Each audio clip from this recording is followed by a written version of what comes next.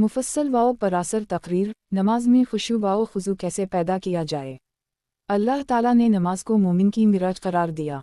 नमाज बंदे और रब के दरमियान वो मुक़द्दस राब्ता है जो दिल की पाकीज़गी, रूह की बालिदगी और नफ्स की तरबियत का ज़रिया है। मगर आज हमारी नमाज़ें महज हरकत व सिकनात बनकर रह गई हैं।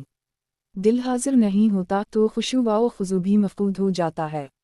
इस तकरीर में हम जानेंगे कि नमाज में खुशू व खुजू किया है, इसकी अहमियत क्या है और हम उसे अपनी नमाज़ों में कैसे पैदा कर सकते हैं।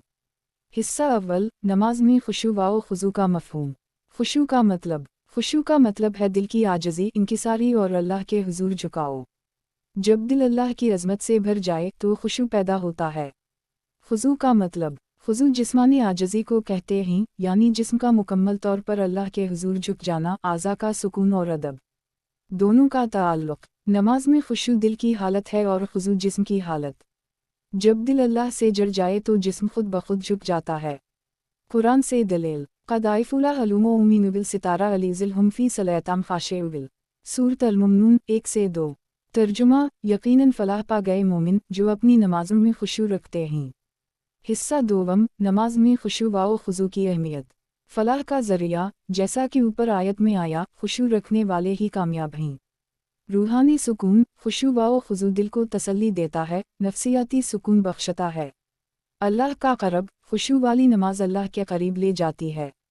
गुनाहों की माफ़ी, रसूल सल्लल्लाहु अलैहि वसल्लम ने फरमाया कि जिसने कामिल खुशू से नमाज पढ़ी इसके गुनाह मुआफ़ हो जाते हैं। हदीस, बंदा नमाज पढ़ता है और नमाज का 10वां, 9वां, 8वां, 7वां हिस्सा उसे मिलता है, हत्ता कि बाज़ को सिर्फ़ एक दर्जा ही मिलता है। सनन अबी दाऊद। हिस्सा सोम, नमाज में खुशू व खुजू न होने की वजूहात। दिल की गफलत, दुनियावी ख़यालात दिल पर गालिब होते हैं। नमाज की जल्दबाजी, आदाब की परवाह न करना। नमाज से क़ब्ल तैयारी न होना, वज़ू में जल्दबाजी। इर्द गिर्द के खलफिशार, शोर, मोबाइल, ज़हनी इंतिशार। हिस्सा चहारम, नमाज में खुशू व खुजू पैदा करने के तरीक़े। 1. वज़ू को अहमियत दी। वज़ू सिर्फ़ जिस्मानी तहारत नहीं बल्कि रूहानी तैयारी है।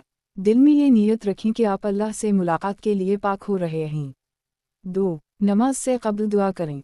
रसूल अल्लाह सल्लल्लाहु अलैहि वसल्लम नमाज से पहले ये दुआ फरमाया करते, अल्लाहुम्मा अजअलनी मिनल मुक़बिल व अजअलनी मिनल मुक़तारिल। 3. क़िबला की तरफ मुकम्मल तवज्जो। क़िबला की तरफ ध्यान नमाज में यकसोई पैदा करता है, किसी और चीज़ की तरफ नज़र ना करें। 4. आयत के मानी पर इबादत नहीं, जो कुछ आप नमाज में पढ़ते हैं इसका तर्जुमा और मफ़हूम जानें। जो शख्स दिल से खुशू के साथ नमाज अदा करता है, तमाम तरीक़े अल्लाह के लिए हैं जो सारे जहान मक़सदियत आ जाती है। ये पढ़